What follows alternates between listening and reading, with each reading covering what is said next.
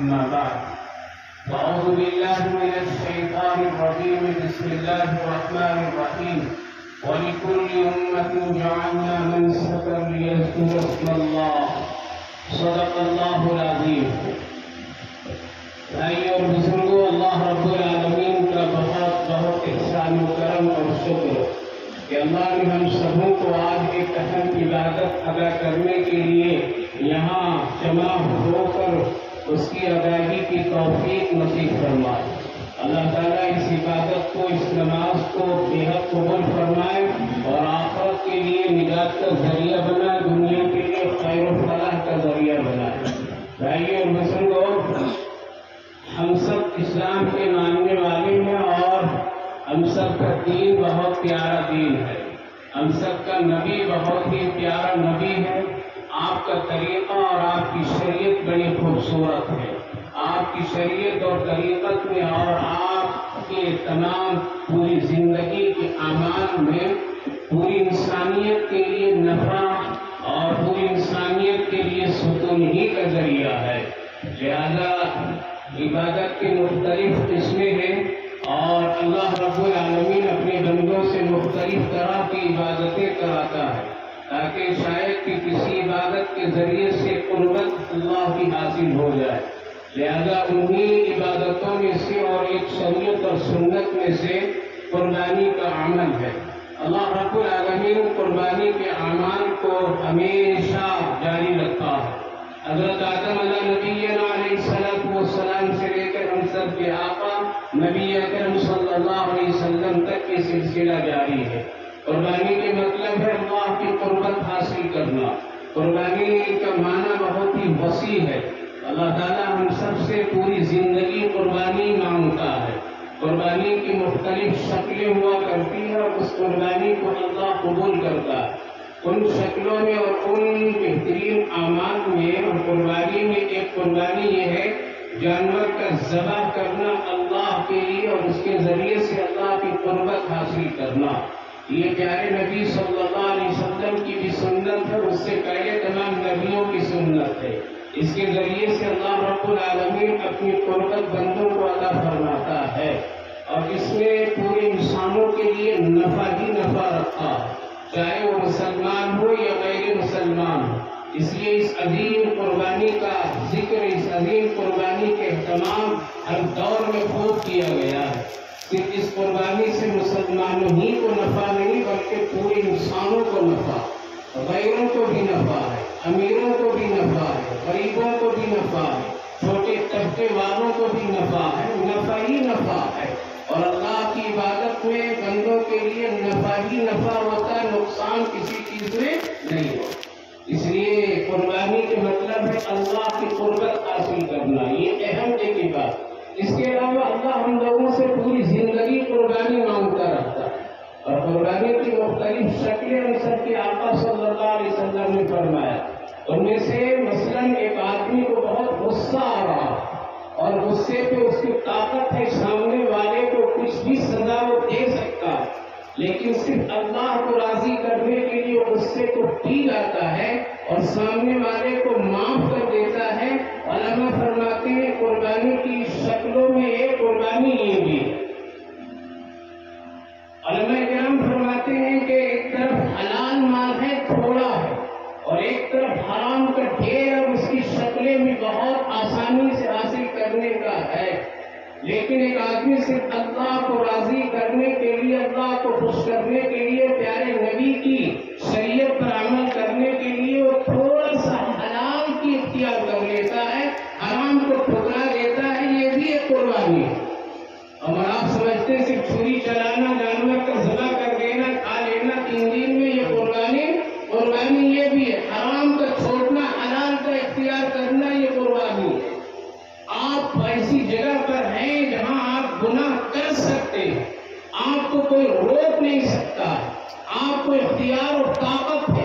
ایک ایسے کمرے، ایسی جگہ پر ہیں جہاں ایک اجنبی عورت آپ کے ساتھ ہے، آپ بھی پوری قدرت رکھتے ہیں، وہ بھی پوری قدرت رکھتی ہے ایک گناہ کرنے پر، لیکن ایک بندہ مرد ہو یا عورت ہو صرف اس گناہ کو اس لیے ترک کر چھوڑ دیتے ہیں کہ میرے اللہ کا حکم حرام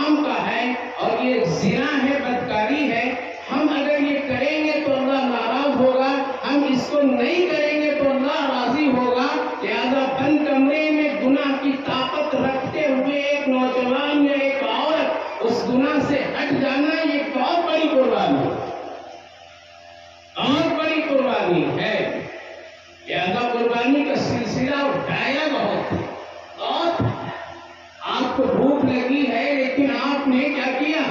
تھوڑی سی برداشت کر لیا اور ایک بھوکا انسان کو آپ کھلا دیا۔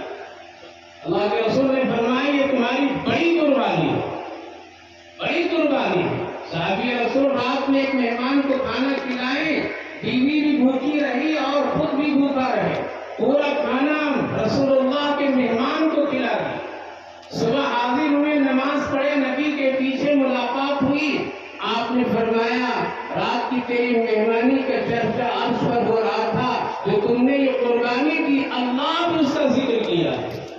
لہذا نفس کا مارنا، غصے کا پی جانا، اپنی طاقت کو روک لینا، کسی کمزور پر اس کا استعمال نہیں کرنا، حرام کو اختیار نہیں کرنا، شراب کو نہیں پینا، زنا نہیں کرنا اور شریعت کے خلاف عمل نہیں کرنا۔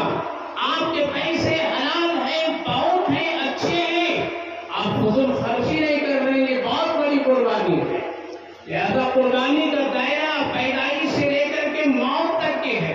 ہم آرام سے یہ سمجھتے ہیں کہ سال میں ایک مرتبہ قربانی اور جانور کا ذبح کر دینا ہم بہت بڑی قربانی دے دیے۔ یہ تو قربانی ہے، یہ تو پیغمبروں کی سنت ہے، اور اس قربانی میں دوسروں کو بھی نفع ہے، لیکن غصے کا پی جانا یہ صرف آپ کا نفع ہے، حرام کا چھوڑ دینا، حلال اختیار کرنا یہ آپ کا نفع ہے، زنا کو چھوڑ دینا اور اس سے بچ جانا یہ آپ کا نفع ہے۔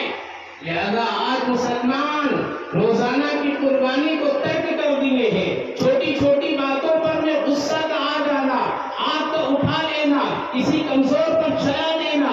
آپ حق پر ہیں اور ایک ناحق پر ہے، لیکن آپ حق رکھتے ہوئے بھی اگر آپ کو کوئی ستا رہا ہے اور آپ صبر کر لے رہے ہیں تو یہ بہت بڑی قربانی ہے۔ لہذا میرے بھائیوں بزرگوں، پوری زندگی قربانی دیتے رہیے، خاموش مت بیٹھ جائیے۔ دین پر کوئی آنچ آ رہی ہے آپ قربانی دیجیے، اذان آپ سن لیے، دکان سے اٹھ کر کے نماز پڑھنا یہ بہت بڑی قربانی ہے۔ نیند کا غلبہ، آرام، سکون، راحت ہے، اٹھ کر کے فجر کی نماز پڑھنا بہت بڑی قربانی ہے۔ پورے سال ہم لوگ پوری زندگی قربانی کو ترک کر کے کھانے والی قربانی کو بڑی اہمیت دیتے ہیں۔ یہ اللہ کا شکر ہے کہ کھانے کی اجازت دے دیا، ورنہ پہلی امت کے لیے اللہ نے فرمایا وَلِكُلِّ أُمَّةٍ جَعَلْنَا مَنسَكًا لِيَذْكُرُوا اسْمَ اللَّهِ۔ اللہ نے فرمایا ہر ایک امت میں میں نے قربانی جاری کی ہے، لیکن پہلے لوگوں کی قربانی ایسی ہوتی تھی کھا نہیں سکتے ہو، ذبح کرو، کسی اوپر چیز پہ رکھو، ٹیلے پہاڑ پر، آسمان سے آگ آئے گی اور وہ جل گئی، جلا دیا گیا، ساری قربانی یا گوشت سب سمجھ لو تیری قربانی بارگاہ ہے خداوندی میں مقبول۔ اور اگر کوئی پرندہ آیا، درندہ آیا اور اس جانور کو کھا لیا تو پتہ یہ چلا کہ تیری قربانی مردود ہو گئی۔ آج اگر اللہ ایسا رکھتا قسم خدا کی، ہمارا منہ دکھانے کے لائق نہیں ہوتے، اس لیے نہ اخلاص ہے، نہ نیتیں ہیں، نہ پاک مال ہے۔ اللہ کا احسان ہے، پیارے نبی کے صدقے میں ہم سب کو اتنی آسانیاں ملی۔ تم ہی کھاؤ، تم ہی اس کو استعمال کرو۔ نہیں ینال اللہ لحومها ولا دماؤها، نہ ہم کو خون کی ضرورت، نہ گوشت کی ضرورت، نہ ہڈیوں کی ضرورت، نہ چمڑوں کی ضرورت، نہ کسی جسم کے کسی اعضا حصے کی ضرورت۔ بس تمہارا دل چاہتا ہوں تم میرے سے کتنا مخلص ہو اور کتنا مجھے چاہتے ہو، بس اتنا چاہتا ہوں، پھر تم کیسا بھی کر لو ہم قبول کریں گے۔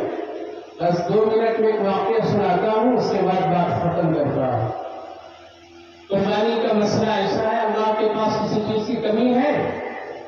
کسی چیز کی کمی نہیں، کسی چیز کی کمی نہیں، لیکن وہ کہہ رہا ہے کہ مجھے قرضہ بھی دو، وہ کہہ رہا ہے میرے نام پر قربانی بھی دو۔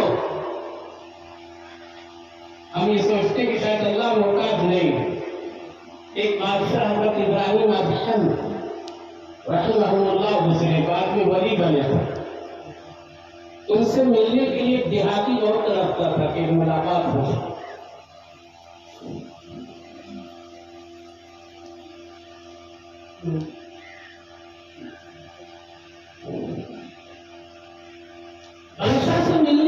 بہت ہی وہ کوشش کرتا تھا کہ کسی طرح ایک مرتبہ ملاقات ہو جائے. اللہ کرم سے ایک مرتبہ ملاقات کو وقت دے دیا گیا.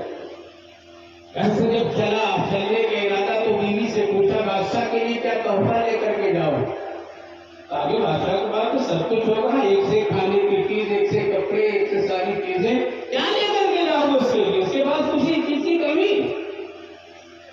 آگے بات تو صحیح ہے, ساری چیزیں. پھر بیوی نے کہا کہ ایک چیز نہیں ہوگا بادشاہ کے پاس, وہ لے کے جاؤ. کیا؟ گاؤں پھیڑے کے کنویں کا ٹھنڈا پانی اس کے پاس نہیں ہوگا.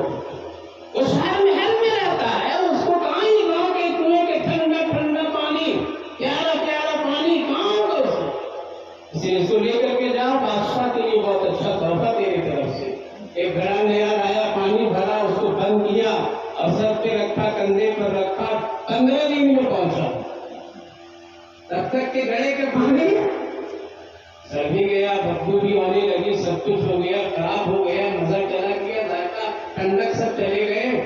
بادشاہ کے دربار پر جب یہ دیہاتی پہنچا, آپ سے سلامت, آپ کے لیے چھوٹا سا تحفہ ہدیہ لایا ہوں, قبول کر لیجیے. کہا کہ کیا ہے؟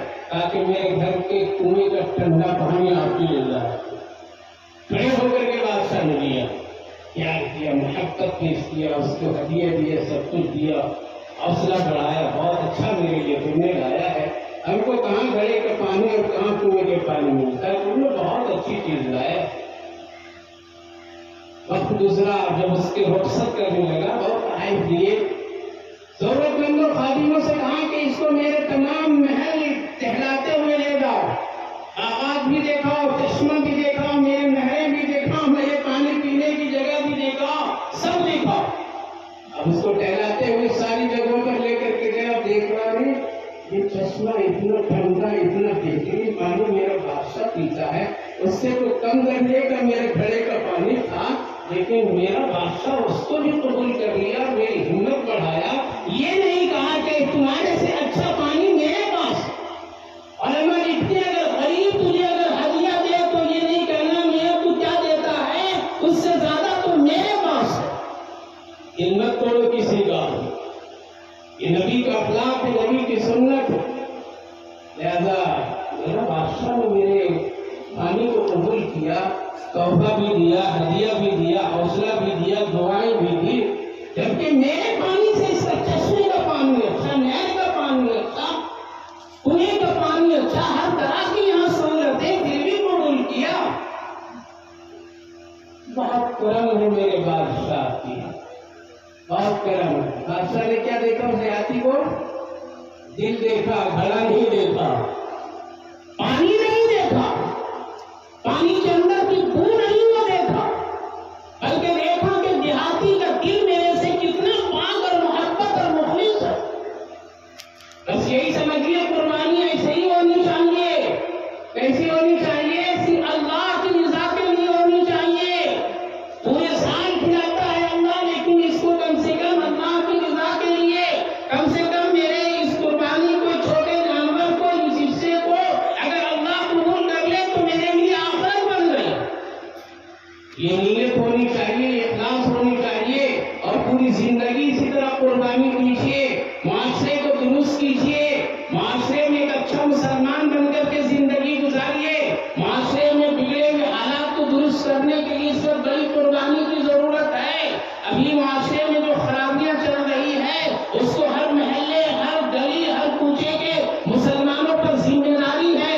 یہ مت سمجھیے کہ ہمارے بگڑے ہوئے ماحول اور معاشرے کو, ہمارے بچے بچیوں کو بگڑے ہوئے حالات کو حکومت ٹھیک کر دے گی, یا مسجد کے کمیٹی کو لوگ ٹھیک کر دیں گے, یا کوئی تنظیم لوگ آ کر کے درست کر دیں گے. میرا بیٹا بگڑا ہوا شرابی ہے, جواری ہے, وہ کوئی تحریک تنظیم اور کوئی مولوی آ کر کے درست کر دے گا, یا فلاں آئے گا. نہیں, پہلے آپ اپنے گھر کو دینی ماحول میں, رنگ میں رنگیے. یہ بڑی قربانی ہے, یہ بڑی قربانی ہے. اپنے بچوں پر کڑی نظر رکھیے, اپنی بچیوں پر کڑی نظر رکھیے. تعلیم اور علم اور ہنر سے زیادہ اگر آپ مسلمان ہیں تو ایمان کی زیادہ قدر ہے. لہذا اپنے بچوں کو مرتد ہونے سے بچائیے, ان کو جھوٹی عشقوں سے بچائیے, ان کو بھاگنے سے بچائیے, ان کو دین سمجھائیے. اگر ایک باپ, ماں, بھائی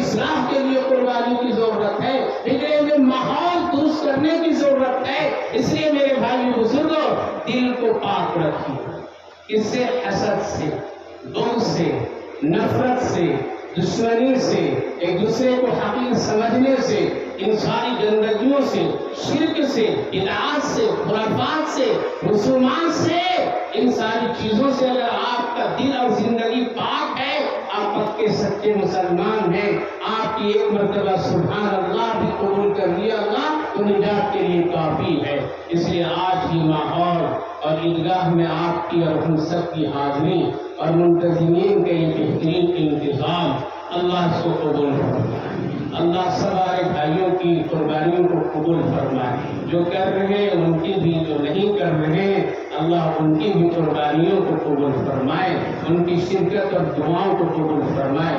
اللہ تعالیٰ عافیت، امن، سکون کا ماحول ہم سب کو عطا فرمائے، آمین یا رب العالمین۔